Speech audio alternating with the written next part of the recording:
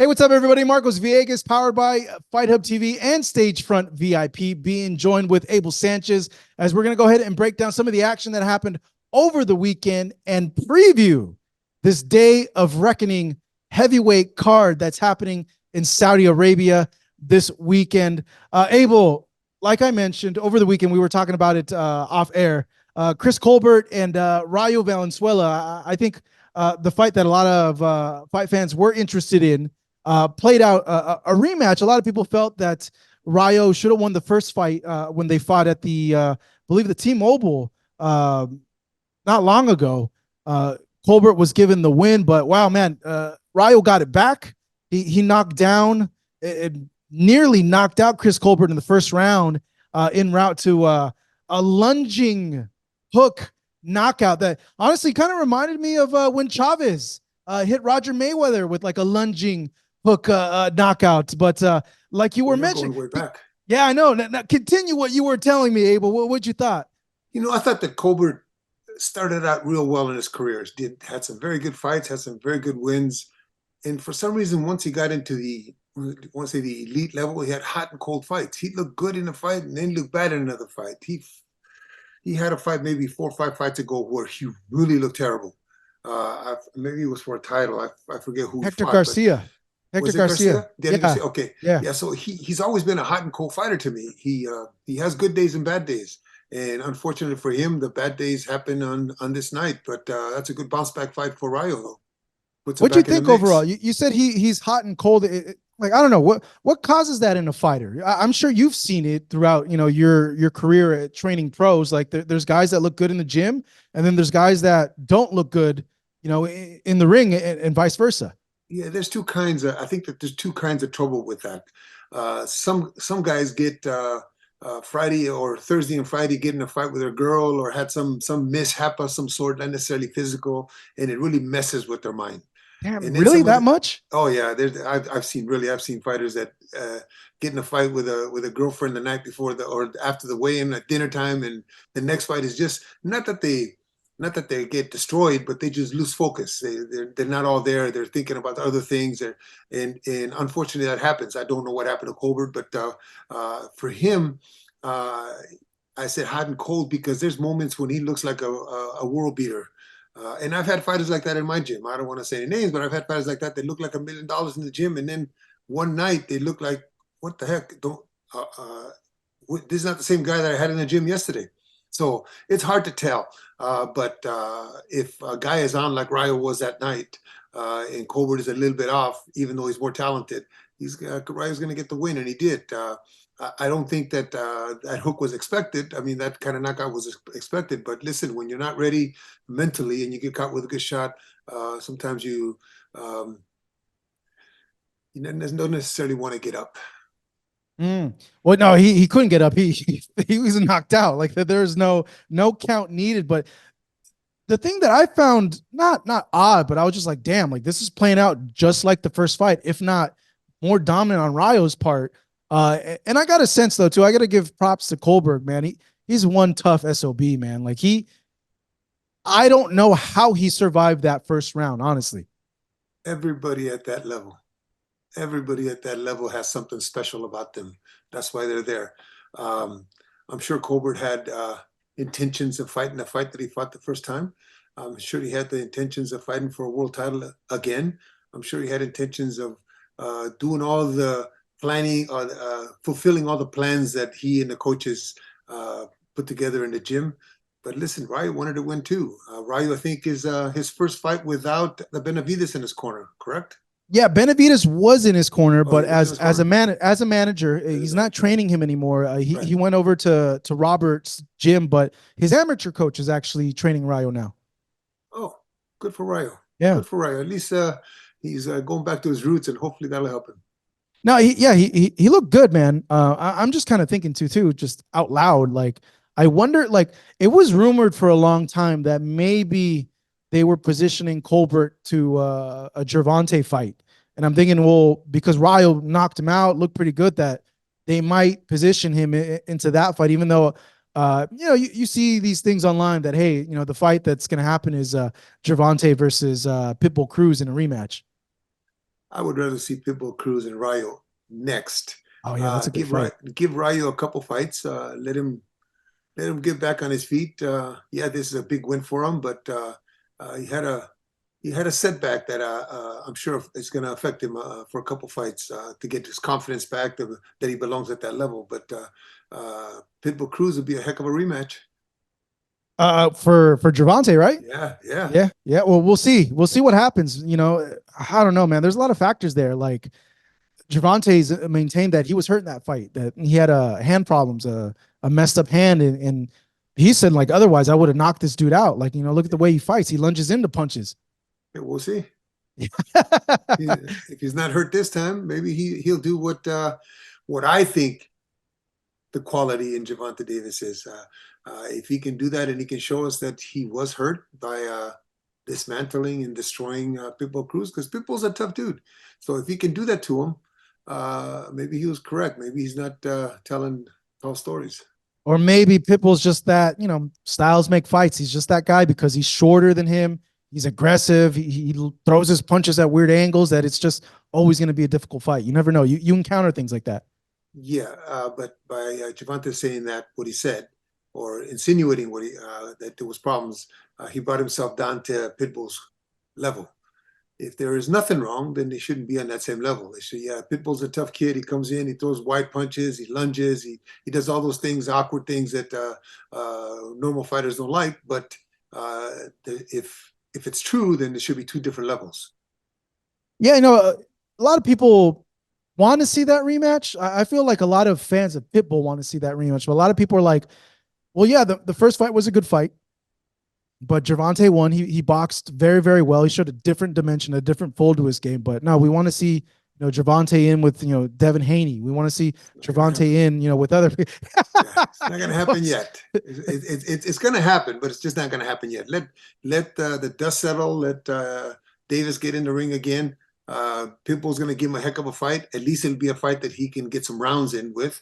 And if it's true, what's insinuating, then we'll see a knockout. If not, then he'll get the rounds in and he'll even be more prepared. Hopefully he doesn't stay out of the gym for too long. He'll be prepared for the next one that follows.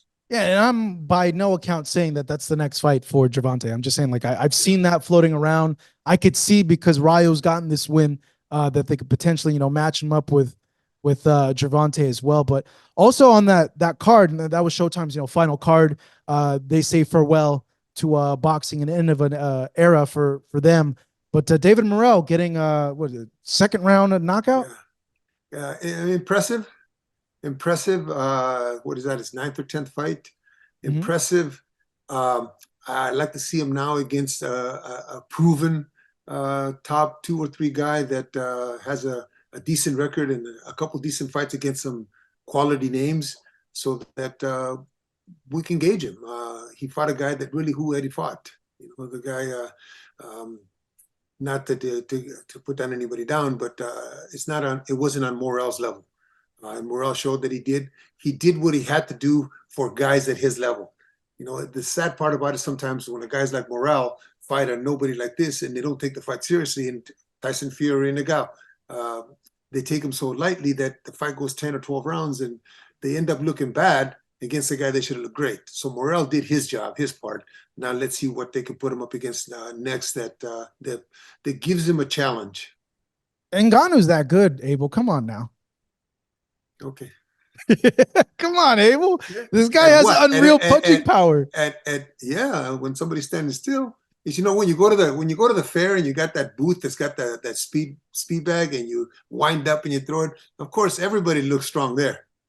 When you got somebody punching at you, somebody quality punching at you, then it's a little bit different story. Did I read that he turned the fight down against another main guy, another big name heavyweight? I haven't. Or was that just talk? Might have been talk. I haven't heard anything about that. Okay. But a lot of the main guys are tied up. Wilder is on this Saudi card. Joshua's on this Saudi card. Obviously there's a lot of people that he could choose from. But I think him and his team are thinking, we want the biggest name for the biggest amount of purse, and the biggest names at heavyweight remaining are Joshua and Wilder.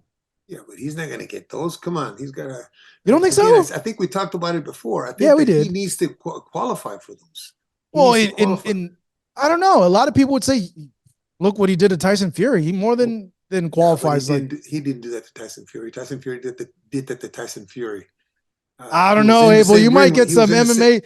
At he the was end in the of the same day, ring with it. He was in the same ring with them, but he didn't do that to Tyson Fury. And you'll he see that. knocked You'll him see that in down. next. He hurt him Yeah, multiple yeah. times. So did Wilder. Yeah. And Okay. had him out. Okay. Yeah, yeah, had him True. out. So Tyson But Fury goes down. look what Fury did to Wilder. Yeah, Tyson Fury goes down. Yeah. Okay, he gets hit with a good shot. He goes down, but the great ones get up and finish the job, and he did. Yeah. He won though. Many felt, and this is where we're beating a horse, Yeah, obviously. yeah. But yeah, many felt Yeah. that Ngannou won. So That's a dinner on the next fight for Tyson Fury that he looks great, huh? there, I would not be surprised if they rematch, but we'll see what happens with this Usyk fight. Though I saw a thing, I haven't listened to it yet, but and I don't know, you never know with the Furies, but I read a headline that John Fury, the father of Tyson Fury, is saying that this camp is going horrendous for Tyson Fury. I didn't get a chance to listen to it and see why. I don't know if it's mind games because they understand the psychology of these things as well, the Fury family and everything like that. But yeah, I don't know. Who knows what happens with this Usyk fight coming up? We got what? Of all the 2 people in months. boxing, Yeah. of all the coaches in boxing, of all the managers in boxing, I would tend to believe John Fury. Yeah. If he's saying that, doesn't mean that that's what's going to happen in the next 2 months or 8 weeks or 7 weeks or going up to the fight. But I could see that because he's a father and he's a coach and he wants the best for his son and he understands that things need to be done and maybe Tyson's not doing them. He sees the negative end of it, maybe even brighter more than Tyson does. Because this last fight, we're still talking about it, that Tyson had, did do nothing for his credibility. And I'm sure that John is very aware of that, being around a little longer. So maybe there's some truth to it. Well, they still got 2 months left. Yeah. To correct things, so that's more than enough time. But I don't know, it just got to me thinking, like, it's a lot of money. Like, you're not gonna pull your guy. Would you, like, for instance, would you pull your guy out if you knew you had like a 30 million, 40 million payday and things are going terrible? Listen, at that level, the only one that can pull your guy out is your guy. Doesn't matter what John said, doesn't matter what anybody says. The only one that can pull out is Tyson, and that's if he's got a medical problem. And he's going to have to, doctor's going to pull him out. And it's going to have to be so obvious that he can't get in the ring. But there's nothing that John can say. There's nothing that a coach can say. There's nothing that a manager can say. That man's got a right to fight and earn a living. So he's going to get in there whether his people around him don't like it or do like it. So the only one that can pull him out is him.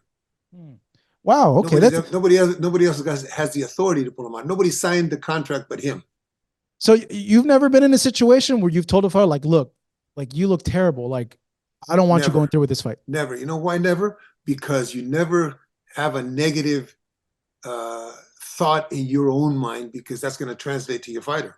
You never, even you watch any of my fights in the corner, I never ask my fighter, do you feel good? Does he hit hard? Never. It's always going to be a positive in the corner, positive in the training camp, positive, because you have to go through the fight. I mean, unless, again, he's sick, he's actually has COVID or he's actually sick of some sort, then yeah, they'll pull out. But to just say things are going bad in camp is not a good thing to say. But I believe John's saying it, but I don't think it's a good thing to say.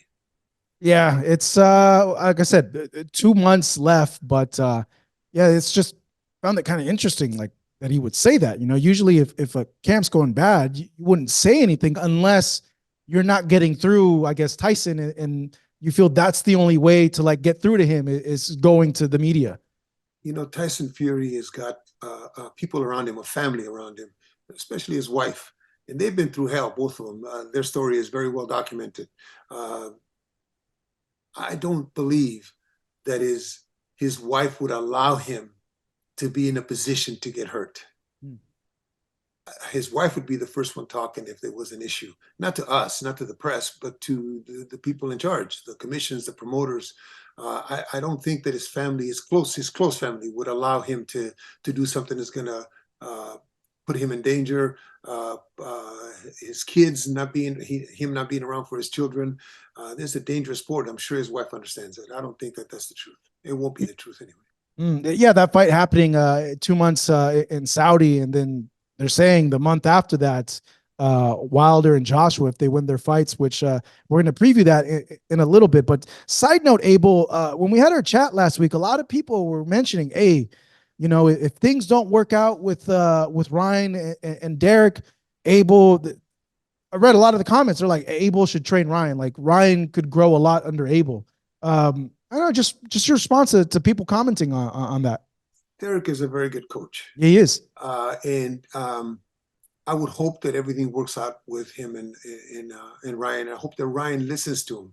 The only way that a coach can be productive, whether it's me or anybody else, is if you have 100% of their attention. If you don't have their attention and you don't have them mentally, I don't care how much physical you do, how much training you do, how much shadow boxing, mids, all that, or trying to teach. If you're not going to be able to teach if that guy is not in tune with you. So I hope that he listens to Derek. Derek is a very good coach. He's had a good career so far, Derek, and he's going to have a better career. So if, on the other hand, if something does happen and they reach out, of course, I'm always willing to sit down and talk to somebody. But I'm a disciplinarian, man. Is he willing to do the things that are necessary to become better? No, I'm an Army coach, man. So he would be the type of guy that would pull you back from like retirement.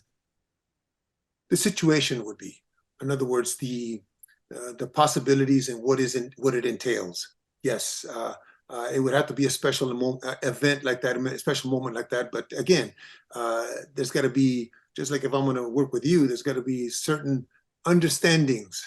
You know, you're hiring me for a reason, and let me do my job. As I said in the past, Gennady had Gennady for 9.5 years, and in 9.5 years never said a peep about I can't do this, I don't want to do this, I don't do it this way, I don't. And for 9.5 years, he was the model student, and I think he did great. So if a situation like that arises, then of course I'm always willing to talk, but it's got to be in certain conditions. Yeah, that'd be interesting to see if you guys did pair up. But you know, Derek's is a great coach, and they seem to be meshing. But yeah, a lot of people did mention it after the last interview that we released. Like, hey, imagine if Ryan and Abel linked up, how much better could Ryan get under Abel's teachings and all that. But someone, go ahead. Let me add this. It takes more than one. It takes two fights. I think it takes two fights for a coach and a fighter really to mesh. That's why I was sad to see Joshua Bolt from Robert's Place. It takes more than one fight. That's why I'm happy to see Munguia fighting under Freddie against Ryder prior to putting him in with Canelo. Let's just say they put him in with Canelo or somebody bigger, because it takes at least one training camp, and the next training camp is when really things start to gel. So the unfortunate things about a lot of guys on this level is that they don't have time to do that. They're put in, boom, right away against a tough guy. So again, the situation would call for a discussion. Yeah, that would be something though. Imagine Ryan up there at the summit and all that. It'd be interesting. Yeah. The other standout over the weekend, and I'm not sure if you had a chance to see it, Abel, because they were kind of going on at the same time. The cards, the last Showtime card and the DAZN card. But Bam Rodriguez knocking out Sonny Edwards, not knocking out, but forcing a corner stoppage in 10 rounds. I've said it. I feel that Bam is going to be a Hall of Famer, one of the greats at lightweight. But what'd you make of his performance and what he showed? I didn't see the fight.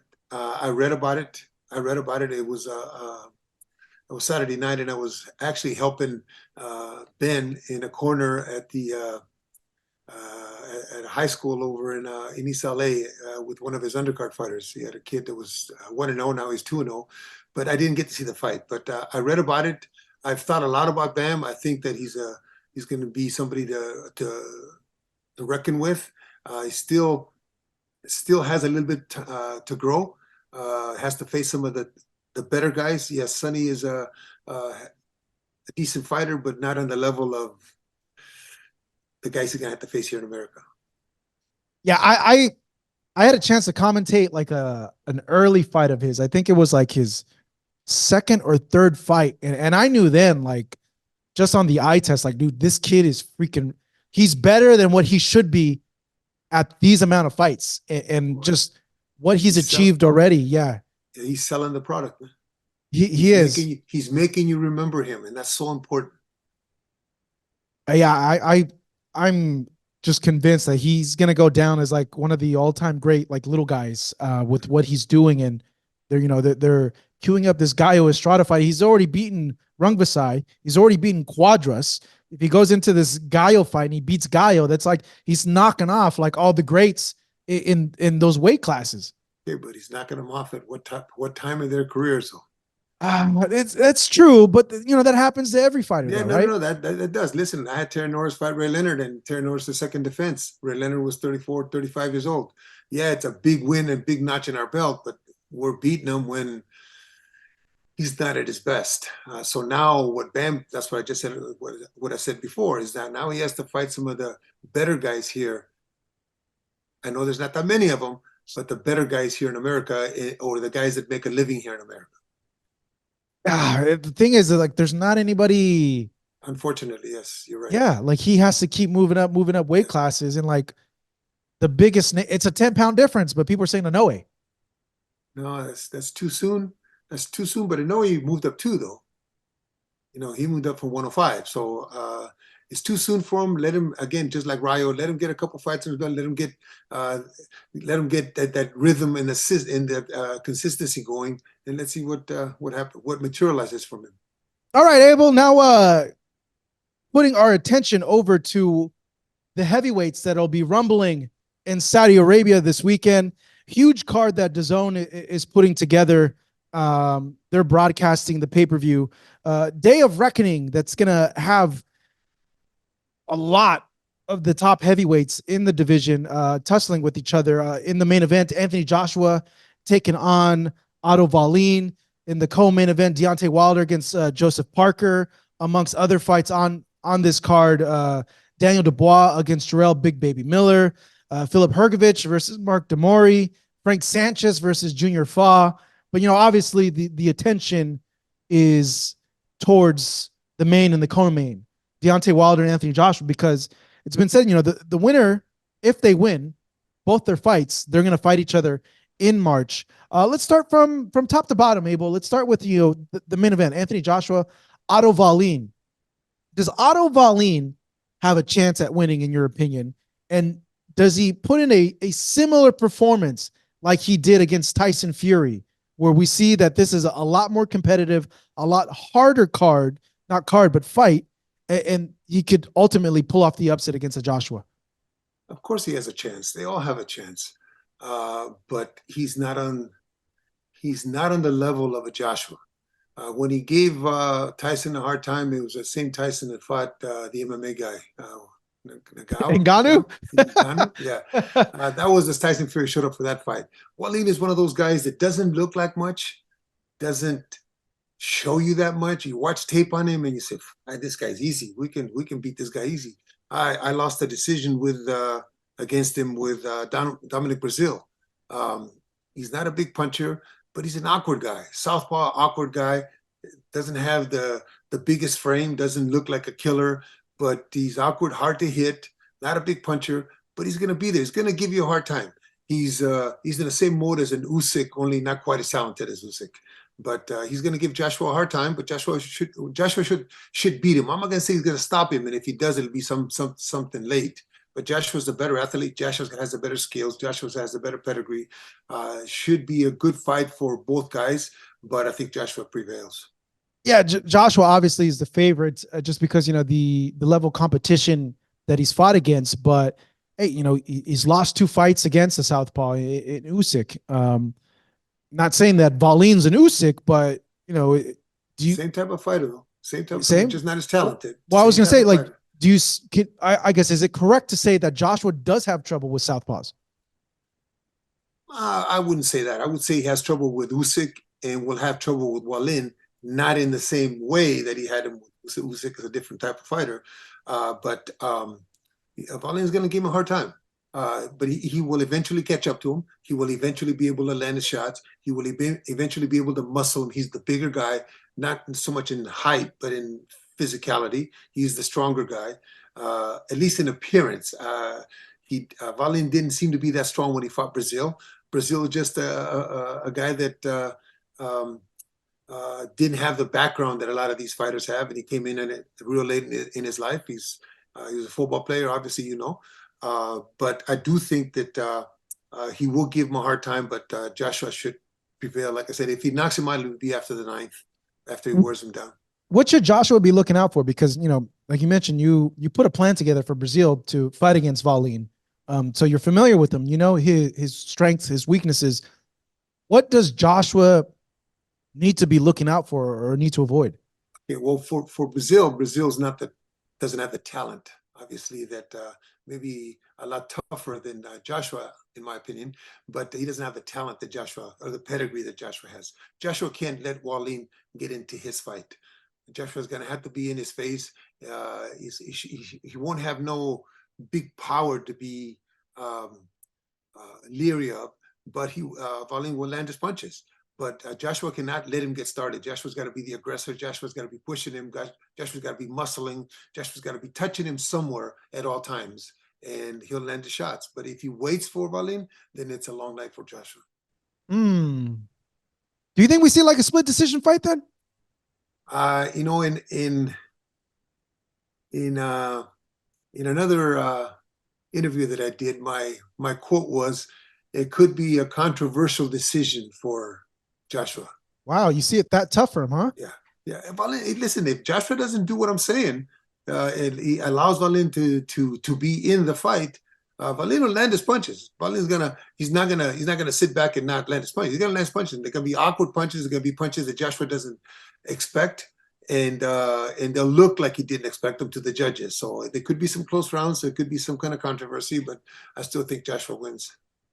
Wow, the interesting thing is he doesn't have Derek in his corner for this camp. No, he's got a good guy though. I think Ben is a good coach too. I think Ben's youth and exuberance is going to be very important for Joshua, because Ben is going to have to motivate him in the corner. Ben's going to have to kick him in the butt, if you so to speak, to not allow the other guy just to work. And I think Ben's going to be good at that. Do you think like Wallin's going to try to like push Joshua back and try to like maul him, like fight at close distance? No, I think that if he does that, then he's coming into where Joshua needs to be. He won't be faster than Joshua. He'll be trickier than Joshua, but he won't be faster. But if he does that, he'll be walking into what Joshua wants to do. Wallin's thing would be to stay outside, pop him a couple shots, move a little bit, pop him again, and make him look silly. Not necessarily get in a fight with him. You don't want to get in a fight with Joshua, at least not Wallin anyway. Yeah, because I'm trying to remember how he approached the Fury fight, and I do remember there was a lot of times in that Fury fight that Wallin chose to fight like on the inside, and he was doing really well. Yeah, well, unfortunately, I had one of my ex-fighters fight him in his last fight, and my fighter had no training camp, had no sparring, and my fighter lost a 2-point decision to him. 2-point decision. So Wallin can't beat a guy that had no training camp and really didn't do what he was supposed to do in the gym. Then he's gonna have a hard time with Joshua. Well, I didn't get a chance to see that fight. Did you see you're talking about Gassiev? Okay. Yeah, I'm talking about Gassiev. I was talking to Arsen Gulamarin, who's another cruiserweight champion of mine. Was talking to Murad probably every day leading up to the fight and before the fight. And Murad was just saying, I have no sparring. I had one big guy that's 300 pounds that's not a southpaw, that they're just not getting me sparring here. So I have no preparation, is what he was saying. Preparation for that level of fight. And still, he lost a 2-point fight. So that just tells me a lot about Wallin. Wow. Yeah, it's going to be interesting then. But you would imagine, because this is Joshua, Wallin, it's always these fights where opponents like Wallin, even though they look not good, they look like crap the last fight, they always level up. They step it up. Yeah, but remember, Gassiev beat Dorticos. If you're looking at tape, You don't see a bad tape of Gassiev until this fight. You know, he lost the decision to Usyk, beat Dorticos, beat how many guys in that tournament? Tournament, Okay, yeah. so you're not looking at when you're studying an opponent, you're studying his last fights. Okay, you don't see a bad fight for Gassiev. You But see him that's the knocking out thing that, Schimel with one shot. And yeah. then, so now you're preparing for the best Gassiev. So you prepare for the best Gassiev, and the best Gassiev doesn't show up, and he loses, and you win a fight on two judges' cards by 2 points, 115, 113. That tells me something of a Wallin. Unless the judges saw a completely different fight, which is not No, with. I was told it was close fight. Yeah, you were. Yeah, I was told it was a close fight. Okay. No, but it happens. We've seen it time and time again. Where like didn't get up for the fight. Yeah, maybe not that they didn't get up, but they just got up so much more. Like any other opponent, they wouldn't have fought the way they fought because it's the name opponent. Yeah. So, but I have to judge it by what I see and what I read and what I know in the other fighter, in my fighter. And I've already been against Wallin. I know what Dominic was able to do against Wallin, and Dominic Joshua is a lot more skilled than Dominic Brazil. Dominic is a tough guy, and he tries hard, and he's in a fight all the time. But Joshua won a gold medal, man. Joshua's got that pedigree, and that you never lose. May get slower, but that you never lose. So Abel, you're picking Anthony Joshua via controversial decision. No, Close decision. A decision, but it could be controversial. Controversial, yes. Well, it certainly will help build conjecture towards this Wilder fight. Yeah. And with that being said, Deontay Wilder, Joseph Parker. Parker has had a long career. I want to say like he's maybe closer to retirement than anything. Not taking anything away from him, I still feel that he's still a great, exceptional fighter. Deontay Wilder hasn't had a lot of ring time in these past few years. In the last 2 years, he's had 90 seconds of ring time. I've heard people say that could maybe be a good thing because he took a lot of damage in those Fury fights, and it allowed his body, his mind to rejuvenate. But other people are like, no, man, he hasn't been active. Like that can hurt a fighter. How do you see it with your trainer, Abel? Parker's been busier. You're right. But the first half of the fight, maybe it's the inactivity and the rust shows on Deontay. But listen, it doesn't matter who he fights. He lands a right hand, and it's Parker goes to sleep for a couple weeks. I mean, Parker doesn't have the skills that that would trouble. Let's say he doesn't have the Tyson Fury skills that should trouble Deontay Wilder. Yes, at the beginning it will be a difficult fight for Deontay, getting his timing down, getting all that. And the one thing he cannot do, and I'm sure the Malik Scott being the veteran fighter that he is, not a veteran coach, but a veteran fighter that he is not going to allow Deontay to get carried away to try to do more than is necessary. It's 12 rounds, and Deontay will land his right hand. And once he lands his right hand, then it doesn't matter what Joseph Parker does. He'll knock him out. That fight ends in 9 rounds. 9 rounds, huh? Yeah. You don't see, well, I would imagine he probably is looking at the Fury fights and knowing like, I have to back Wilder up.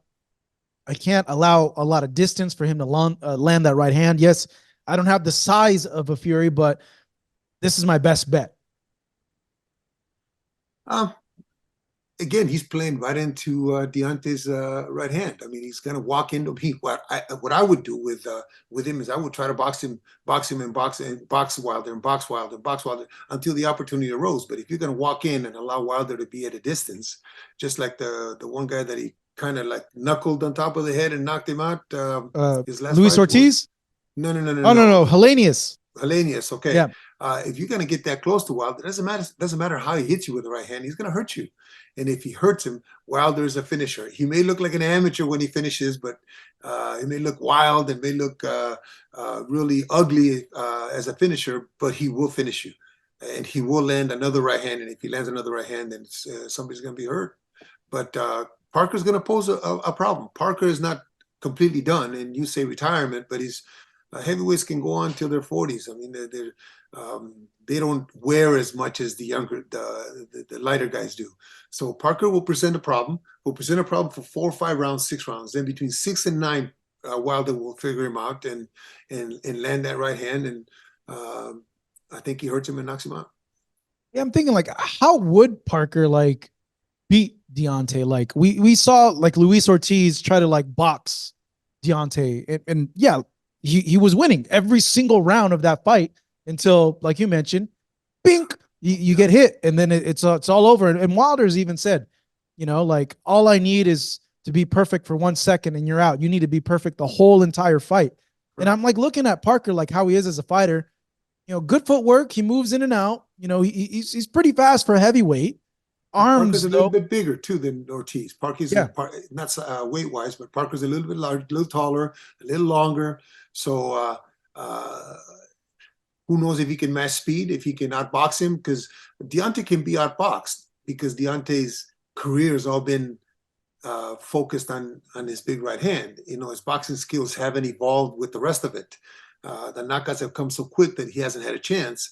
But with Malik, I think that they're working on things. I'm sure that they're working on things. Malik is a very astute guy, very brainiac. In the gym, when I had him sparring with some of my guys, very smart guy inside, and he would actually help us in the gym, kind of coach us to a coach to make us understand what the heavyweights are looking at and thinking as a big guy. The smaller guy's a little bit different, but we would have discussions, and he's actually, like I said, a pretty smart guy. So I'm sure if Deontay is listening to him, and even if a little bit rubs off, I think that he's going to be a better fighter than he was in the last fight. Yeah, you know, I always kind of been wondering too, are any lingering effects from that Fury trilogy going to show up at some point? You know, No, Deontay, you don't think so? that's a long time ago. And Yeah. you know what? They were brutal fights though. Abel, No, he took a lot of punches. Yeah, but the punishment doesn't come. I think a lot of people misconstrue where the punishment comes from. The punishment doesn't come from the fights. The punishment comes from the gym. That's where the punishment comes. When you're sparring 120 rounds for a fight, that means that you're sparring, 10, 12 round fights, full 10 round fights. Yeah, you have a headgear, you have bigger gloves, but your head is still taking the punishment. Your body's still taking the punishment. And most of the time you're not in shape, so you're getting hit more than you should get hit. Yes, the gloves are smaller in a fight, but your eyes are wide open. You're not taking the count how many punches were landed in the fight, and then count how many punches are landed in the gym. So the punishment comes in the gym. Yes, there was punishment in the fight, but it wasn't the kind of punishment that's been like for 20 fights. Let's just say when Graziano used to fight and all those wars that headshots after headshot. Deontay got hit with what, 20 good shots, if that. But from a 285-pound guy? Yeah, doesn't matter. No? He's used to getting hit, but everybody in his camp is that big. Everybody in his camp is that big. That Deontay's a smaller guy, yes. But Joshua's been getting hit by 250-pound guys. You know, everybody at the heavyweight is getting hit by the same weight guys. They're used to getting hit. So there won't be any lingering effects, if that's what you mean by the 3 fights. What there would be a little bit of rust because he hasn't actually been inside the ring with a guy that's actually coming to try to hurt him. And that'll take him a little while to adjust to and to get into the same rhythm that the other guy is, so that way he can see what's coming at him. Once he does that, then I think he figures him out. He's a smart kid. He figures him out, and with the help of Malik in the gym, people may not like the fact that a fighter is training another fighter, but Malik is a good coach, and with him helping him like that, I think that Deontay will become a better fighter. Obviously, the other guys are still there. Jay's still there, but Malik is doing the brunt of the boxing part of it. You mentioned you think around the middle rounds, 9 rounds, that Wilder will get Joseph Parker out of there, and I'm just thinking in my mind like, I think he figures him out by about the 5th or 6th. Yeah. Okay, I think he figures him out. I think that he finally gets his rhythm, finally gets his little polishing off, a little rust off, and starts landing some shots, some good shots. Landing some shots that are planned, not just landing shots because he threw them, but landing shots to prepare something else. And then Parker will figure that out, that maybe this guy's getting my distance, and Parker will stay away from him. But eventually, like I said, 2 or 3 more rounds, and I think Deontay catches him. Yeah, He's gonna catch just him he's gonna eventually. catch him Yeah, eventually. yeah. Yeah. I'm just thinking in my mind, like I don't know, is he so outgunned in this fight, Parker? Like that there's No, like really absolutely no not. way. No, there's not. No, he's not. Yeah. But he's not fighting just any gun. He's fighting Bazooka, a rocket Jesus. launcher. No, a guy that can hit you anywhere with that right Yeah. hand. Anywhere that he hits him. Anywhere that he hits him. On the arms, on the body, on the worse on the head, but anywhere that he hits him, he's gonna hurt him. So you have to be leery of that. And when you're leery of that, you're not cognizant of maybe a hook. You're not ready for the hook. So he lands a hook and then the right hand, all those little things because of the equalizer. And how many fights does he have and how many knockouts does he have? There's a reason why he's knocking people out. Eventually he's going to catch them. And this is a 12-round fight. So no, he's not outgunned. He just has a big gun in front of him. Well, man, I don't know. Not I don't know. Like obviously Wilder's the favorite, but I'm just kind of thinking in my mind, like, and I guess you always say this with like every heavyweight, fight, like, oh, what if he lands or whatever? And I'm just thinking, like, oh, what if Parker lands a good one on the inside? Like, what's gonna happen? You think that Parker has better skills than Tyson Fury? Oh no, no, no, no. I Okay. don't think so. Okay, Tyson Fury was able to land some real good shots on Deontay, and yes, the second time he beat him, but Tyson, I think, was the focused Tyson that we see sometimes that's going to be hard to beat. He's an enigma Yeah, I think that second fight was the most focused Fury we've seen in his professional because career. he had to be, and all of a sudden, just like this, I'm saying about the people around him that love him for this next fight, he's going to be that same focused Fury because they know what's at stake. He can't be that guy that, what do you say? I'll drink 5 pints and still beat you. Yeah, yeah. Before the last fight, yeah. Well, you can't be that guy. All these guys want to win too. Parker wants to win. It just I know he does. Yeah, he's fighting a guy that's is very difficult to beat. that's crazy His record because shows that. Samoan fighters, Pacific Islander fighters are known for their chins, their ability to take punches and not like get knocked out like granite chins. So I'm also kind of interested in that also to see like, how's he going to take Wilder's punch? I'm sure he doesn't want to take any punches. I don't think anybody does, but I'm kind of interested on that also. You say that, but I don't think it has to do with the nationality of a fighter. There's some fighters that listen. What was that guy that fought Larry Holmes, the white boy from back east somewhere? Cooney? No. The movie actor. Oh no, I don't Crazy know. guy. That the one that made Larry Merchant, or not Larry Merchant, Howard Cosell quit. God, what was his name? It's before my time, Abel. Tex Cobb. Oh, Tex Cobb? Okay. Tex Cobb. Yeah. Okay. He had nobody could hurt him. Nobody could touch anybody. He put his chin out, nobody could hurt him. Okay, so it has nothing to do with the nationality. Listen, Junior Fall got knocked out by Lucas Brown. Junior Fall is a Samoan. True. Yeah. Right? No. So it has nothing to do with nationality. I think that what it is that some God-given right hand like Wilder's God-given chin, but even if it's God-given chin, if you get clipped and you're off balance and you get caught with a good shot by even the easiest punch in heavyweight, you're going to get hurt. And then it's the accumulation after that, how well they finish. It's not going to be one punch. It's going to be like 4 or 5 punches if he's able to catch him with a good shot. So, Abel, you foresee knockout in this Wilder Parker fight. Moving along with the card, there's another interesting one. Daniel Dubois against Jarrell Big Baby Miller.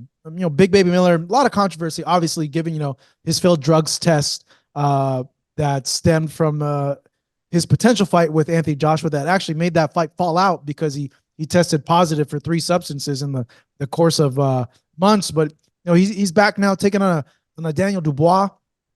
He's a lot bigger guy than Daniel Dubois. Daniel Dubois having that fight with Usyk, actually, where a lot of people felt that Usyk lost that fight because of the body shot that happened. How do you see that fight with Jarrell and Dubois, Abel? I think actually that's the most interesting fight for me on the card. I think that right there is a crossroads fight for both guys. Jarrell Miller, not because he's lost, but because he's lost so much time. And he's not a young man. I think he's 34, 35 years old, something like that. Check. Yeah, I'll pull up his box rec. He's not a young man. Let's see. Jarrell Miller box rec. But you are right. He's not like he's in his early 30s. Right. He's older. He's very talented. His birthday is, oh man, box rec. You guys got to chill with your ads. Birthday. Let's see. It doesn't show his birthday. Okay, that's nice. Oh, no, no, no. Debuted in 2009. Wow, it doesn't show his birthday. Okay, let me see here. And yeah, BoxRec, you got to fix up your site. But continue, Abel. Okay, so very talented guy, very not this most svelte looking body, but he moves like a gazelle. He moves like a Tyson Fury kind of. He's very agile inside the ring. Those very nice combinations. He's got surprising power. He's got very surprising power from surprising angles. He's That 35, by the way. Yeah, that's what I thought. Yeah, that when he lands his shots, I think that uh, Dubois won't see him coming. Dubois will be confused by Jerome Miller, and I have to go back to George Joyce and Dubois. Dubois couldn't handle the strength and the size of George Joyce. That he landed that shot against Usyk Kokila, but he still lost the fight. I think Jerome Miller should stop him somewhere between the 7th and the 9th round. Because Jerome Miller has to stop him. I think Jerome Miller has to put himself in the mix at this stage of his career, just like Joe Joyce has to put himself in the mix, and he puts himself in the mix by looking spectacular against a guy that almost beat the guy or that supposedly beat the guy. Does I don't know? Does Jarrell have enough pop to stop someone like Dubois? Yep. Yeah. Jarrell is a lot like Terry Norris was. Terry Norris wasn't a big puncher. Terry Norris people think that, oh, what a big puncher he was because of some of the knockouts that you see. He was a 50% knockout artist. 52% of his wins were by knockout. So he wasn't a big puncher, but he was such an accurate puncher that and his combinations were so crisp that that he knocked people out, and they look spectacular. Jerome Miller has that kind of talent as a heavyweight. If he's in shape and he's prepared mentally, and he doesn't come in at 350, if he comes in around 320, 325, because that's usually his normal weight, then I think that he will be crisp in there with his combinations, and he won't land one shot. He'll land 3 or 4 shots at puts Dubois. Yeah, I guess that's the big question: is how well Dubois can take the punches from a Jarrell Miller, and if he's able to. I don't want to say walk through them, but able to take them and land his own thing. It's I don't know, he's a lot slower than Jarrell. Yes, and you don't walk through heavyweight punches. It doesn't matter if you're Wallin. That's true. Even if you're Wallin, you don't walk through heavyweight punches. And Jerome Miller's a bigger puncher. I think Jerome Miller's a bigger puncher than Dubois, believe it or not. Even though Dubois got all the knockouts, it's just Jarrell doesn't try to knock you out. Jarrell wants to box you. There was a guy back 25 years ago, great talent like Jarrell. He probably even more talented, but great talent. His name was Greg Page. Rest in peace, Greg Page. But Greg Page was very, very skilled, like a Muhammad Ali type, but he just never did enough inside the ring to make you want to come back and watch him. He looked lazy in there at times, but talented, extremely talented. I see Jarrell being that way. Jarrell being very talented, but sometimes he gets in his own way and doesn't sell the product like he needs to. But I think, like I said before, he's 35 years old. He's got to get in the mix. This fight and one more fight puts him in the mix. Wallin fought one fight, and now he's fighting Joshua for some good money. So I think Jarrell is looking for that. Yeah, imagine like a Jarrell Miller, Andy Ruiz. Like I would like that fight. That's a good fight. Yeah, right? That's a very good fight. That's a very, very good fight. I'd rather see that fight than see Ruiz against Wilder. Really? Oh, Wilder hurts him. Yeah? Wilder hurts him. Oh, I've wow. had guys spar with Ruiz many a times, and I can tell you stories off record. But isn't a thing with Andy has always been like his focus though? Like sometimes he's on, sometimes he's off. No, Andy's always had skills. Andy is. That's funny. You had Andy for that Parker fight too. Yeah, very. Oh, we beat Parker. Yeah, we beat Parker. But very, very talented. It's just that there's certain styles for him. Just give him fits. Just give him fits. And if you have the style that gives him fits, Wilder has a style that gives him fits. Why? Because he can keep him on the end and just throw right hands, and Andy won't be able to. Andy's too short armed. Jerome Miller will be a good fight because they're both quick guys. They're both nimble. And believe it or not, both guys probably are the best moving heavyweights, even though they weigh 300 pounds or close to 300 pounds. So I don't think Andy's that big anymore. No, I think he lost weight. I think he's lost a lot of weight. Yeah. But they're big guys, okay? They're big guys, and they're not the tallest of the heavyweights, but they're very skilled. So that would be a very good fight to watch. I think it'd be very entertaining, actually. Yeah, that should Who be would a win? matchmaker. Who Look would at that. win that one? I Who don't would know. You win? tell me. I would say Andy. It looks like Andy has been more active. Well, Andy has shown us more against top opposition than Jarrell has, yeah. but they're both very talented, man. That's a very good fight. I would love to see that fight. Who has the better gas tank, you think? Jarrell Miller. Yeah? Yeah. But you're always going to have questions around him, you know? Yeah, yeah, it depends on it, but again, it's 35 years old. So does he take himself seriously this time? Does he, what would be the word? Does he put himself through the rigors of being ready for a fight and looking great so that way he gets the Wallin fight or the Wallin payday that Wallin's getting fighting Joshua? He doesn't have much time left. Andy is young still. Andy's 31, I Yeah. believe, I 32. think he's in his early 30s. Yeah. Yeah. But no, yeah, time certainly he's lost what? How many years of his career has Jarrell Miller because of what happened? Like 3-4 years of his career. That's By his own making. yeah, Nobody's yeah, fault but his. by his own decisions. And that's usually the prime of an athlete's um, career window is that time.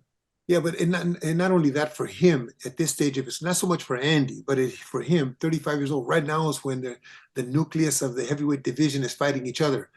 How often do you see that in lately? You don't see that. We saw that with Leonard, Duran, Hagler, Benitez, and who else? And Hearns back in the mid 80s, right? We But you saw don't see kind of that. in the 90s too, right? With, Evander, Riddick, Yeah, I Tyson, guess with this, Lewis. I guess we did see that. Yeah, Yeah. but right now they're fighting each other. So if he can get himself in the mix, it could be one of the main guys fights him and he upsets somebody, and now you know, because he's got the talent to do that.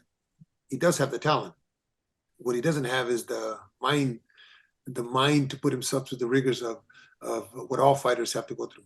Yeah. And I heard Andy he put on his social that he's going to Saudi Arabia. So yeah, that's actually a good choice on his end to try to Oh, wrangle absolutely, one of these guys to absolutely. be in Get this in there next with card. somebody. Yeah, Yeah. get in there with somebody. Yeah, of course. What is there? Philip is in there on there too. Let me check. Horvik, right? Yeah, Hergovich is facing. Let's see here. Oh, he's not fighting anybody. Maury, I No, think. yeah, Mark Demori, which Yeah, I he's don't know a 40 lot years about, old. to be honest. He's Yeah. 40 years old or something like Mm. that. So that's not enough, I think, to put him in that mix. But if Andy goes, he could be fighting him. Yeah, You know? that's I don't know if it could happen in March because who knows how hard of a fight this will be for Jarrell against Dubois. Cuts, bruises, contusions, all that. It's 2/3 of a fight, 2/3 of 12, maybe like I said, 7, 8, 9, somewhere in there. Yeah. It's not an easy fight for either guy, but the talent will show. Some of the other fights that are on the card as well. Dimitri Bivol is finally fighting after a year against Lyndon Arthur, defending his WBA light heavyweight title. We hope to see an undisputed fight with Bivol and Beterbiev, but one that I feel is interesting, and this guy's really, really talented, is Frank Sanchez. But he just hasn't made a lot of like leaps and bounds in the heavyweight division. I don't know if it's just because he doesn't speak English and he's not connecting. He's having a hard time finding big name opponents. But he's fighting Junior Fa. What's your assessment of Frank in this fight and just overall how he fits in the heavyweight picture? Frank will beat Junior Fa. Frank is, by the way, fill me in. Is he back with Eddie or he's not with Eddie? Is he with Darren? He's with Eddie. He's with Eddie. Okay. I think that it's good for Frank not to be put into the limelight yet. I think it's good for Frank to be in that environment with Canelo and with some of the great fighters that Eddie trains over there, because it's going to help Frank mature. Yes, he had a lot of amateur fights as a Cuban national, but the pros are a totally different thing. And the things that he can pick up by being in those kind of training camps are Frank should be paying them for being there. It's like an education that everybody needs. And to be in camp with the best fighter in the world, or in my opinion, the pound for pound best fighter in the world, could be godsend for Frank Sanchez. He's fighting a guy that at one time was a up and coming good career, undefeated career, kind of handpicked fights. He got to be undefeated, then got knocked out by somebody. I think Joseph Parker knocked him out, or no, Lucas Brown knocked him out, right? Yeah, Lucas Brown. Lucas Brown knocked him out. So it's a good fight for Frank Sanchez taking on the outside heavyweights or not the elite heavyweights. And in the meantime, he's got training camps in there with Eddie and with Canelo. And Canelo, from what I've read and what I've seen, I mean, I didn't witness it, but it seems like Canelo's very giving with his advice and very giving with what he does in the gym. So if Frank can put his ego out to the side and allow his brain to open up and to listen, if he picks up, little things like that, it could help him in his career. Yeah, I'm seeing here, Frank needs like because he just needs to face a top 5 guy in order to finally get, up there to. How many fights does he have? Let's see here. Let me, because I'm thinking like a good maybe choice would be Philip Hrgovic against him, but let me pull up his record. But Hrgovic has been mandatory for a long time now, so I don't think he's going to step aside. So he's 23-0, 16 knockouts, 31 years old. Yeah, he still has, I would say he still has another 2 or 3 fights before I would face him against. Another 2 or 3 fights in the gym with Eddie and with Canelo to mature that mindset of a championship level fighter. Yeah, going back to Dimitri Bivol, he's been out for a year, Abel. It's going to be interesting to see how he is in this fight. He's the favorite against Lyndon Arthur, obviously, and we're all awaiting for this undisputed fight with Beterbiev. Beterbiev has a fight scheduled with Callum Smith coming up, I believe the 15th or 16th of January in Quebec. Obviously, they're both favorites in these fights, but how much pressure do you feel is on Bivol to look spectacular to build up to that undisputed fight? I don't think there's any pressure because of his last fight. I think, his fight against Zurdo. He looked great in both fights. Yeah. I think that he is probably, of all this whole card, is the most talented of all of them, most skilled, most experience inside as far as an amateur is concerned, experience in the ring. He hasn't had that many fights, but he looks like he's had 100 fights. He's just so serene and so he does things with such ease that it reminds you of say Ray Robinson, when Ray Robinson was in his prime, and Muhammad Ali was in his prime. It reminds you of those kind of people that they just seem like they're not even thinking about things. He's flowing. He's smooth. Yeah. But he is, like I said, in my opinion, probably the most talented fighter on this card. Lyndon Arthur is a young man with about 23 or 24 fights. I think he's got 1 loss, but not really on the level of opposition as Bivol has faced. Bivol should have and I'm not surprised if it's a decision, because Bivol really doesn't go out for a knockout. Bivol just boxes and does his thing. He's not a Beterbiev who tries to knock your head off. He tries to use his skills, and if the knockout comes, the knockout comes. So I think both guys, Bivol and Beterbiev, will win, and hopefully they meet sometime next year. Yeah, no, I hope so too, man. I want to see that fight so bad. But one thing that just popped in my mind, Abel, they always say like, hey, it's good for these fighters to get these rounds, because of their long inactivity. Is it ever like a case like when you're in the ring with the fighter, you like purposely extend a fight? Like say, you could finish the guy off in 5 rounds, but it's like, hey, I've been off for a long time. I need to get more rounds in. Like, do you guys ever purposely like stretch out a fight to get those extra rounds? Yes and no, and never. If I'm facing Deontay Wilder and I got him hurt, I want him out. Yeah, well, yeah, I guess it depends on the opponent then. Depends, exactly. So if for Bivol, I don't think Lyndon Arthur will pose that kind of threat. For Beterbiev, the kind of strength and punching power that he has, I don't think Callum will present that kind of a problem. But now with each other, they're a problem for both. They're a problem for each other. So if Beterbiev gets Bivol hurt, get him out of there. I don't care how many fights you've had, how many rounds you've had. Get him out of there. Let's go home. The same thing for Bivol. Bivol gets Beterbiev hurt, get him out, get him hurt. Empty your gas tank. Let's go home. Because these 2 guys are so skilled that you may not end up having another chance. But someone like a Lyndon Arthur, though, would you advise like, hey, no, get some rounds, man? Well, it depends on your fighter too. For Bivol, Bivol's not I'm gonna knock your head off kind of fighter. He's the kind of fighter that takes his time, plans everything. Everything's got a reason and a purpose. Every shot that he lands is preparing the second and third shot that follows. So for him, Lyndon Arthur could serve as a good practice session.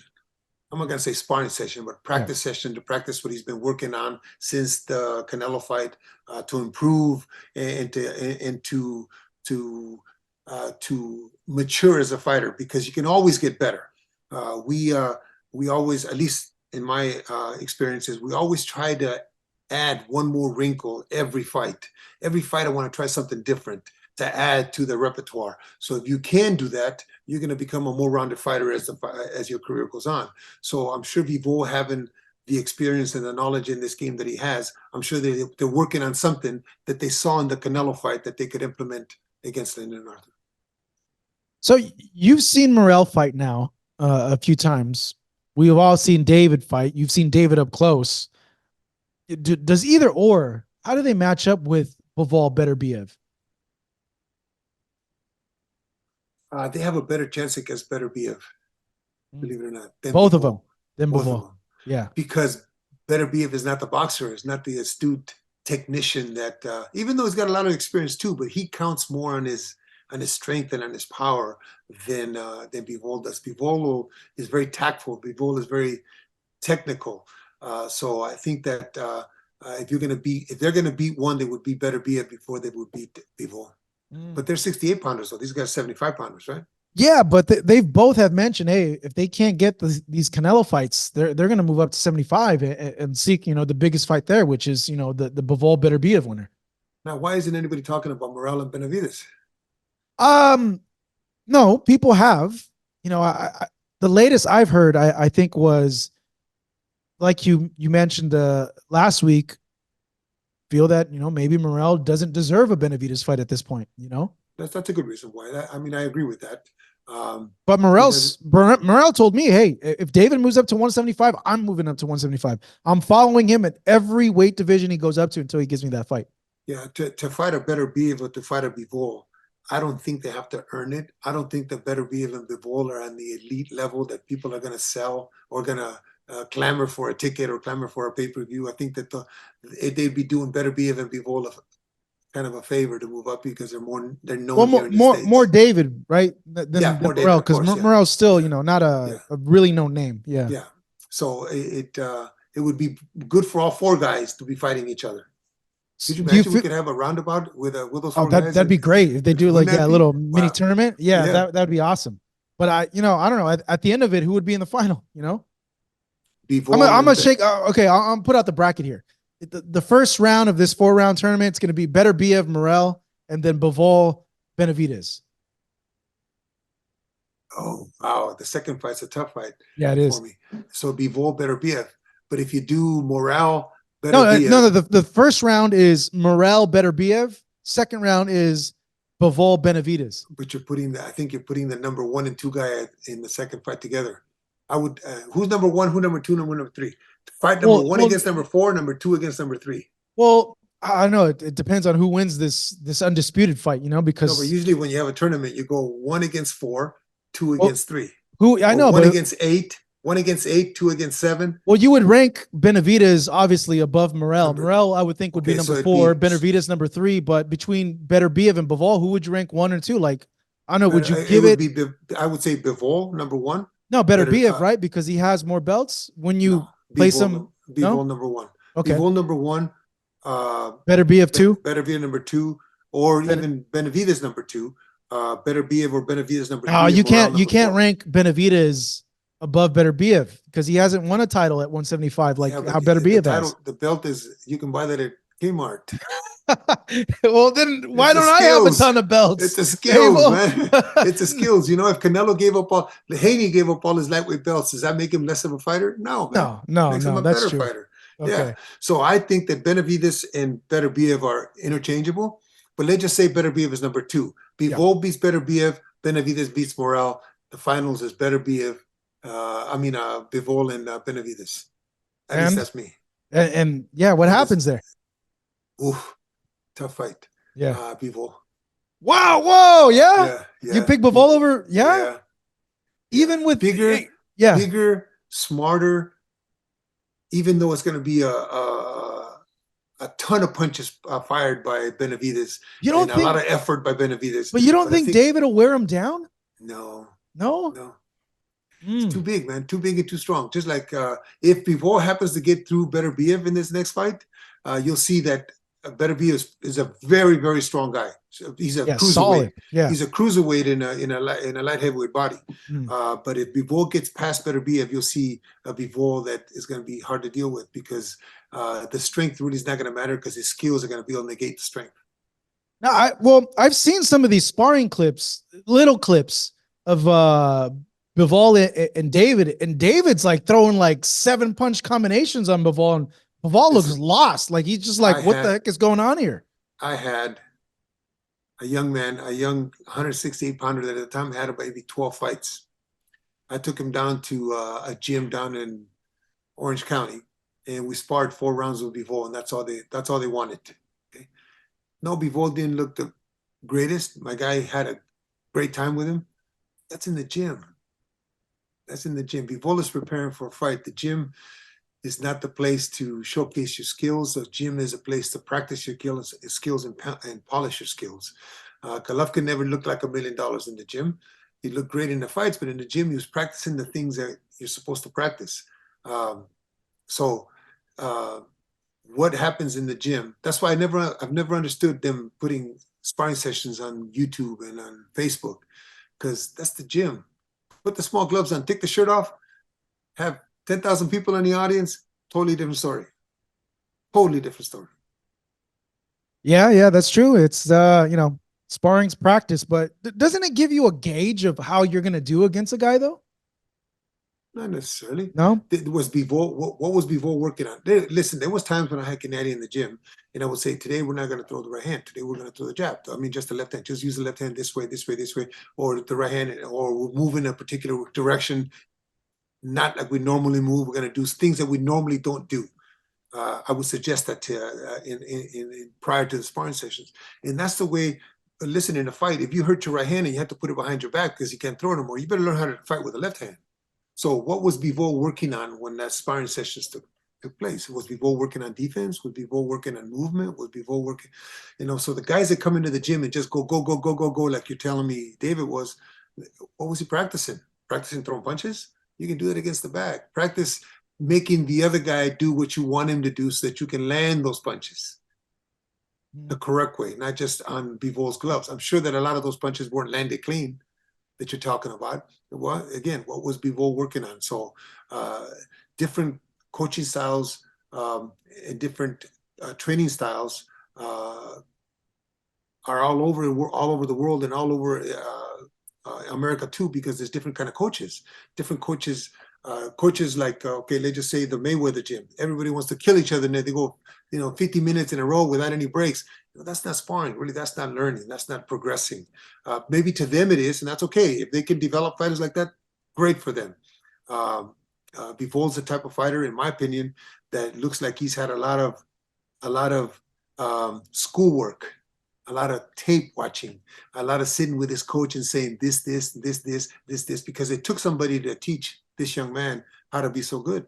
And maybe that coach is that good that they can sit down and dissect fighters, say Ray Robinson or Tony Zale, who's one of my favorite middleweights. If you can dissect fighters like that, then and you can implement that in the gym the next day, then that's how we progress. It's not about just throwing punches. It's about throwing punches for the right reason and to set up another punch. Yeah, I feel that he's one coach, Bivol's coach. I know his first name's Gennady actually, but he doesn't like doing interviews. He doesn't like the limelight, but yeah, he's done a hell of a job with Bivol. And I think someone told me he was one of the former Soviet coaches back when it was the Soviet Union. Yeah, but he doesn't get a lot of shine, that guy. Well, that's his mode, that's his way. But I can, without me knowing them and without me being there, I can tell you that they probably sit down, him and Dimitri together, and they're watching videos of whomever and whatever fighter they want to take pieces off of to add to the repertoire of Dimitri. And obviously, you watched him fight a couple of times. He hasn't used half of the stuff that he can do because he hasn't had to. So I'm sure that they sit down and they go over tape. Just because he was off a year doesn't mean that he was at home drinking. I'm sure that they were in the gym practicing the craft of not only in the sparring and inside the ring, but the craft outside the ring that needs to be done also. You know, I've seen so many clips of Bivol like side by side with like old Soviet training footage, and like it's almost like cookie cutter, like the same exact movements, combinations, and stuff like that. It's really like, to me, like I go down on a rabbit hole with that because I see some of the content creators, these old. There's a lot of old Soviet coaches now that are making content, and it's just interesting to see like how different they approach like boxing, like with the way the punches they throw and all that. But a lot of the things, like it's like, oh, I've seen Bivol throw that. I've seen Bivol move in and out like that. I've seen Bivol throw his hook like that. Gennady would throw the hook the same way that some of these guys would throw. Yeah. Well, the thing is they practice that thousands and thousands and thousands of times. So it's perfected. We don't do that today. Unfortunately, we don't do that today here in America. Today, we're in a microwave world. Everybody wants a world title tomorrow. You know, they don't get a chance. And this goes back to Ryan Garcia. They don't get a chance to develop the skills that you're talking about, the skills that took repetition after repetition after repetition to be able to master 100%. So everything that Bivol does in the ring is mastered and has been done 1,000 times. It doesn't matter who the opponent is in front of him because he's doing his skill, and that doesn't matter. As long as there's a bag in front of him, it doesn't matter who's in front of him. If he was a Russian coach, I can see that. I can see because of the skills that Bivol has. But these things they've done over and over and over again. And it's difficult to have, like, say, Eddie or Derek or myself when I had a lot of fighters in the gym, it's difficult to have 10 guys and do the same kind of concept because it's a lot of work. It's a lot of work for the coach. But to have just Dimitri, I don't know if that man has anybody else, but just to have Dimitri and him by themselves, they got plenty of time to perfect things. Yeah, I remember I asked Oscar one time, like, hey, how do you like even approach like that style of fight? And I forgot what he told me. I think he told me you got to anticipate their hop steps and you got to anticipate when they're going to come in. And either if you can't anticipate it, you got to offset them with the jab. He's like, double up the jab, triple up the jab. But because he's like, yeah, I face a lot of those guys in the amateurs. And I always knew, I don't know if he told me he counted the seconds or like he anticipated the seconds they would come in. And he knew like, that's my chance to be able to score my punches because I know they're going to come in and I don't have to cross distance as far as if he were to when he took the other step. It takes an intelligent fighter to be able to do that. It takes an intelligent fighter to be able to look at and dissect the tape or dissect the fight. But this is what happens when you're a great amateur and it doesn't transfer over into the pros. So into the pros, instead of a 3-round fight, that's a 12-round fight. And in the pros, I always looked at it as you have to fight every minute of every round and every round of every fight. So every minute of every round has to be fought in a certain way. So if Dimitri came over here and continued to do the things that you're talking about that you saw on tape, then it may not work against some of the better guys. But if he came over here and the coach and him were smart enough to watch tape and watch other guys and watch tendencies and watch the things that they were doing, then you're going to have a better product. When the Cuban coaches came over here and the Cuban fighters came over here, unfortunately, the Cuban fighters didn't continue to develop as a pro as the Eastern European fighters are because maybe of the need. The Cubans came over here and they got great managers and they got a lot of money and they had homes and cars, and maybe the desire wasn't as it was with Eastern Europeans. But the coaches were great. All the coaches that came from Cuba. Now, can those coaches teach us here in America or our fighters here in America, or will our fighters here in America give themselves to those Cuban coaches to allow them to do that? I don't think so. Those coaches have a lot of talent because they developed a lot of talent. You're talking about most of those guys had 500 fights. So they saw a lot of fights. They saw a lot of action. They saw a lot of things that could be done and should be done and how they can be done different. Will our fighters here allow that to happen to them? I don't know. Dimitri coming over here, this man, Gennady, as you say his name is, only has Dimitri. But if he had 3 or 4 other American fighters, could he do that to them? Difficult. Look up his name. I want to give him his shine But yeah, he's even a hard guy to find on Instagram. Oh man, I apologize if he's No, listening to this. and the bad thing too is that once we get here, once we get success, as Gennady did, Gennady and Dimitri, once we get to Eddie, Derek, once we get, all of a sudden now we got 3 or 4 guys or 5 guys that want us to work with them. Okay, so now we're even cutting the time even more short for ourselves and for our other fighters to develop those skills that we have to develop. When you talked a little while ago about Ryan going over to Eddie was good because he got to see Canelo train. He got to see all that work. Going over to Derek, got to see all the good fighters that Derek has. So if you can give yourself a chance to train like they do, but now you have to be more self-motivated because you're one of a pack. You're not just Dimitri and Gennady, or they just say I was only training Gennady Golovkin. I was only training. So that means I would have my complete time with Gennady. We would be able to do the things that maybe Dimitri's doing with Bivol. So Yeah, it's a difficult task for us coaches here in the U.S. because all of a sudden we get inundated with a bunch of great talent. It's not a bad thing. Don't get me wrong. I did find his name. So excuse me, I'm battling a little bit of a cold here, but his name is Gennady Mashiyanov. Yeah. So props to him on the job he's done props. with Dimitri. Dimitri's like I said, in my opinion, the best fighter in that card, or the most talented fighter in that card. Man, you're not doing good. I'm not. I'm battling this cold that I got from this Haney versus Prograis fight, man. A few people actually came back a little sick, but yeah, it'd be interesting to see how Bivol is going to do against Beterbiev, and then if he fights either Beterbiev, they're all with B's. Bivol, Beterbiev, Benavidez. But how he does with Benavidez or with Morel, it'd be really, really interesting to see how those styles clash. Yeah, no, it's a good time for that weight. It's a good time for them because they can mix it up together. Like I said, it is a good time for the heavyweights right now. Oh man, yeah. Like I said, I'm all jacked up from that Haney versus Prograis fight. I said. No, it's not. It's not. Yeah, right. Brought a tear to my eye, Abel. But that is our actually, we pretty much previewed the main fights that we're looking. So to recap, you're picking Joshua over Wallin in a very competitive fight that could be seen as controversial. You're picking Wilder over Parker, in which we'll see a Wilder figure out Parker in the mid rounds and more than likely stop him in the fight. Bivol over Lyndon Arthur. To you, the most intriguing fight on this card is Daniel Dubois versus Jarrell Miller, where you're picking Miller to beat Daniel Dubois. You also have Jaya Opataya against Elias Soro, Philip Hergovich versus Mark Damori, Arslan Bek Makhmudov versus Agit Kabayel, and Frank Sanchez versus Junior Fall to round off this DAZN pay-per-view day of reckoning that's happening in Saudi Arabia.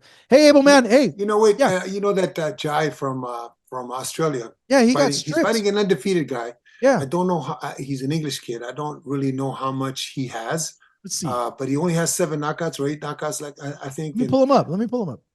He's 31 from the UK. He's 17-0 with 7 knockouts. Okay. So he doesn't have the pop to keep Jai off. Jai's a tall southpaw, kind of even a little more mobile than Usyk. Actually, I'm surprised they have this fight. Jai's 23-0 with 18 knockouts. Yeah, this dude is. Oh no, 7. Sorry, I was thinking 7-0, but he's 17. No, yeah, 17-0. Yeah, around the same amount of fights. Different levels. But Jai is a guy that is probably in our future as far as Arsen Gulamirin is, my cruiserweight. So I want to see that fight. I want to see how he does against this undefeated kid. The undefeated guy is not on the level of Jai, but let's see what he can do. Now, this is where I said a little while ago about how the elite guy now has to look like $1 million, like Morale looked against his guy. This is the same kind of matchup for Jai against a guy that's really unknown. Even though he's undefeated, he's unknown. Shouldn't have any problems with him. But if he does, then it tells us more about Jai than it tells us about his opponent. Yeah, we thought he was defending the title, but yeah, he that's so weird that they stripped him of the title. Did the IBF? I know they wanted him to face Yeah, they're mandatory, and yeah, the IBF is known as to being really strict when it comes to enforcing the mandatories. Though people have Well, brought up like, hey, you can yeah, look at it two ways. You can look at it like, okay, I have a cruiserweight that I want to fight for the title, and you keep me waiting for the next 3 years. So you can look at it from both sides. I mean, yeah, there's it's true. uh, they gave him the opportunity, and I think you have to follow the rules. Unfortunately, there's organizations that we fight for and that make the rules, and if we want to fight for their belt, then follow the rules. Yeah, that's true, but it's so like rules for thee, not for me. Like it's so like case by case situation because people brought up like, well, why didn't they ever strip Errol Spence? True, or Charlo. Well, that's WBC. Yeah. Yeah, but no, that's another big, contentious issue. Is that We yeah? had a problem with the IBF with Gennady with the guy that fought the Ukrainian guy that trained in Kazakhstan. What the heck is his name? A short guy. Gennady fought him. Let's see. Let me pull up Munguia just Gennady's. fought him. Oh, Derevchenko. Shevchenko. Yeah. Okay, the IBF. We went to court against the IBF, and I think they stripped Gennady of the IBF title because he wouldn't fight him. But we had fights lined up, but again, Derevchenko worked his way up to that point. He's got to get a shot. I mean, we can look at it from two sides. If I'm the side that I have the belt and I don't want them to face that guy, no, they're crazy. They shouldn't do that to us. They should. If I'm the other guy, then yeah, they should. So. You can't be hypocrite in this business because one day it may happen to you.